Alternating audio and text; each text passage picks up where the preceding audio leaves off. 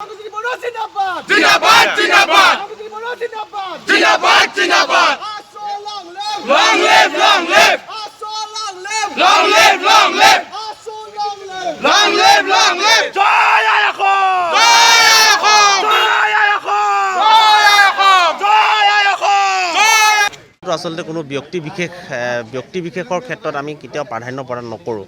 আমি ছাত্ৰ সন্থা হৈছে সামূহিকভাৱে পৰিচালিত এটা সংগঠন। আমি সমূহৰ যি সিদ্ধান্ত সেই সিদ্ধান্তক গুৰুত্ব দিওঁ আৰু ছাত্ৰ সন্থাই অখিল গগৈক মুক্তি দিব লাগে বুলি আমি বাৰে বাৰে কৈ আহিছোঁ। আমাৰ মূল বিষয় হৈছে আমাৰ কা আন্দোলন, কাখন কেনেকৈ বাতিল কৰিব পাৰি বা ৰাইজে কা বিষয়টোক বেছিকৈ গুৰুত্ব দিছে, কাৰণ বহু প্ৰশ্ন বহু জাতীয় সমস্যা ইয়াৰ লগত জড়িত হৈ আছে। গতিকে ব্যক্তি বিশেষৰ ওপৰত যদি ছাত্ৰ সন্থাই বেছিকৈ গুৰুত্ব দি থাকে তেতিয়াহ'লে আন বিষয়বোৰ ৰৈ যাব। কিন্তু তথাপি আমি এটা কথা কৈ যাওঁ যে চৰকাৰে অখিল গগৈৰ ক্ষেত্ৰত যিখিনি ব্যৱস্থা কৰিছে সেইখিনি খুব ভুল কাম কৰিছে। তেখেতক কাৰাৰুদ্ধ কৰি তেখেতৰ ওপৰত জোৰ জুলুম কৰা ব্যৱস্থাটো শুদ্ধ হোৱা নাই। আমি ছাত্ৰ সন্থাই বাৰে বাৰে কৈছোঁ যে তেখেতক কাৰাৰুদ্ধ কৰিব নালাগে, তেখেতক মুক্তি প্ৰদান কৰিব লাগে। কিন্তু তাৰ পিছতো কৈছোঁ যে ছাত্ৰ সন্থাই আমি ব্যক্তি বিশেষতকৈ আমি সামূহিক চিন্তা চৰ্চাৰ ওপৰত বেছিকৈ গুৰুত্ব দিছোঁ। গতিকে সমূহৰ যি চিন্তা সেই চিন্তাক আগবঢ়াই লৈ যোৱাৰ ক্ষেত্ৰত আমি ছাত্ৰ সন্থাই সদায় গুৰুত্ব প্ৰদান কৰোঁ।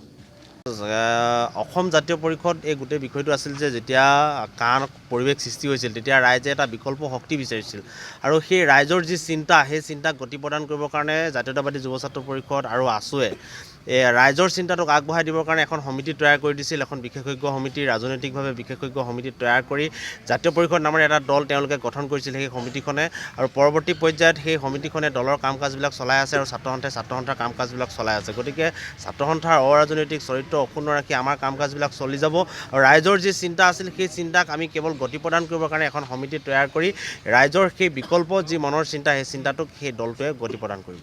অখিল গগৈ মুক্তি সন্দৰ্ভত অখিল গগৈক মুক্তি দিব লাগে এই কথাটো আমি ছাত্ৰ সন্থাই বাৰে বাৰে কৈ আহিছোঁ। আহি থাকিবলগীয়া দিনতো আমি এই কথাটো কৈ যাম যে চৰকাৰে আচলতে জোৰ জুলুম কৰি তেখেতক কাৰাৰুদ্ধ কৰাৰ যি ব্যৱস্থা সেই ব্যৱস্থা তেখেতক মুক্ত কৰি দিব লাগে আৰু তেখেতৰ ওপৰত আচলতে যি হাৰাশাস্তি কৰিছে সেই হাৰাশাস্তিৰ ক্ষেত্ৰত আমি ছাত্ৰ সন্থাই বিৰোধ কৰিছোঁ। বাকী সংগঠনবোৰে কা আন্দোলনটো আমি কৰোণা মহামাৰীৰ কাৰণে কিছু পৰিমাণে স্থিমিত হৈছে। গতিকে কা আন্দোলনটো পুনৰ আৰম্ভ কৰা হ'ব আৰু আমাৰ যি সপ্তদশ অধিৱেশন সেই অধিৱেশনৰ প্ৰতিনিধি সভাত এই বিষয়টোৰ আচলতে সিদ্ধান্ত গ্ৰহণ কৰা হৈছে যে কা আন্দোলনটো যি স্থিমিত হৈ গৈছিল সেই কা আন্দোলনটো আমি পুনৰবাৰ জোৰদাৰ কৰা হ'ব আৰু কা আন্দোলনটো ৰাইজৰ সহযোগত ছাত্ৰ সন্থাই তীব্ৰৰ পৰা তীব্ৰতৰ কৰিব, কাৰণ অসমবাসী ৰাইজে কা নামানো বুলি ইতিমধ্যে কৈছে। গতিকে বিধি প্ৰস্তুত কৰক বা অন্যান্য যি ৰুল বা ফ্ৰেম প্ৰস্তুত কৰক, আমি অসমীয়াই কা কেতিয়াও নামানো আৰু ছাত্ৰ সন্থাই ৰাইজৰ পক্ষত থাকি আমাৰ যি সিদ্ধান্ত সেই সিদ্ধান্তত আমি বাহাল থাকি আমি কাখন নমনাৰ সিদ্ধান্ত গ্ৰহণ কৰিছোঁ আৰু আহি থাকিবলগীয়া দিনত এই আন্দোলন তীব্ৰৰ পৰা তীব্ৰতৰ কৰি তুলিম।